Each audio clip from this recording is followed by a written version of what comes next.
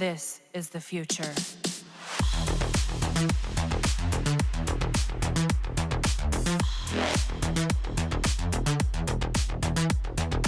Evolution.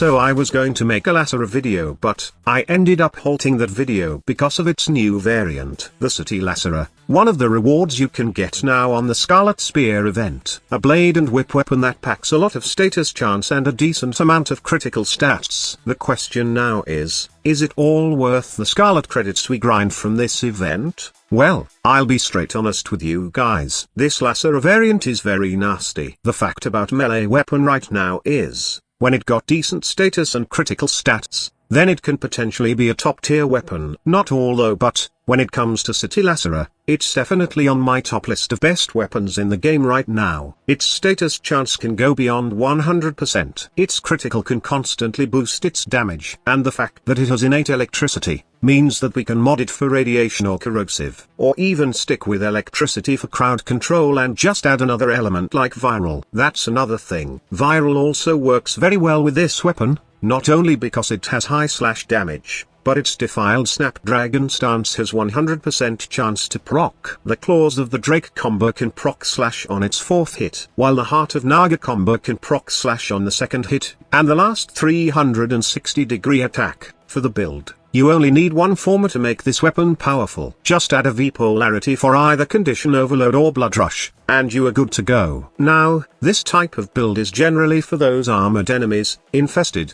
and some corpus units. We all know how good of a universal element viral is, and, most of the time, I usually use this mod setup when going into missions. If you are playing against a specific faction, like for example, enemies on the index. I know not all enemies here are weak against radiation, but most of the tough ones to beat are weak against this element. Anyway, you got some option, as you can go with magnetic or corrosive with this kind of mod setup. But a one former build is only a quarter of CETI LACERA's power. For those who like to min-max their builds, I am proposing to add 2 former for this blade and whip, 1 for Condition Overload, and 1 for Blood Rush. As you might notice on my first build, I haven't put Blood Rush on it, but it's still doing some yellow crits with the help of the 3 Gladiator mod trick on Sentinel weapon. But if we put Blood Rush on the mix, along with the Gladiator mods, you will do red crits in the max combo counter. The only downside of this mod setup is you need to sacrifice either the attack speed mod,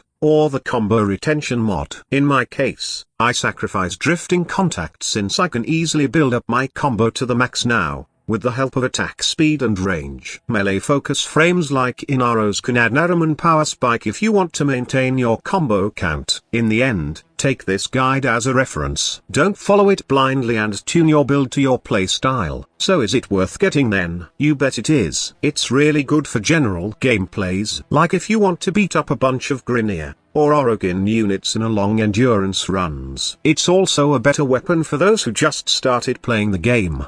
Do remember that Scarlet Spear is accessible when you have unlocked Earth and attained Mastery Rank 3. It's a good starter weapon for you, and in fact, this can be your favorite weapon which you can use to beat up almost everything in the game. If there's one thing that is lacking, that is some kind of a special feature. As a veteran player, we all know that the current meta right now is all about hybrid weapons, who can deal a lot of slash damage, or just simply stack up elements proc to abuse Condition Overload. In fact, I know most of you veteran players are looking for something new, as right now, melee weapon builds are kind of generic when it comes to high level plays. In my case, I'm looking for something special, like a weapon that is good in specific missions like idle and hunts. Nonetheless, CETI LACERA is a wicked weapon that everyone must own. Newbie or veteran, you can just let the opportunity pass to own probably one of the best melee weapon in the game. So we have reached the end of this video. I hope that you enjoyed it, and somehow find it informative. If you want to see more Warframe videos, and other game guides in the future,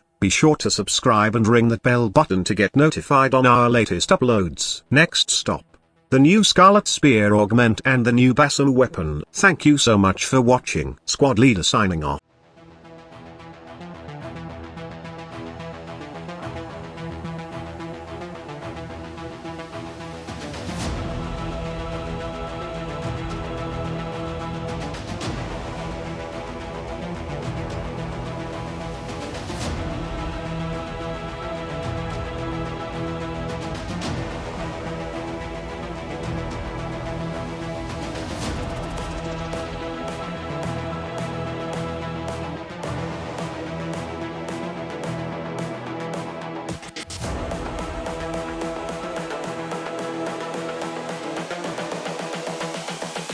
This is the future. Human error.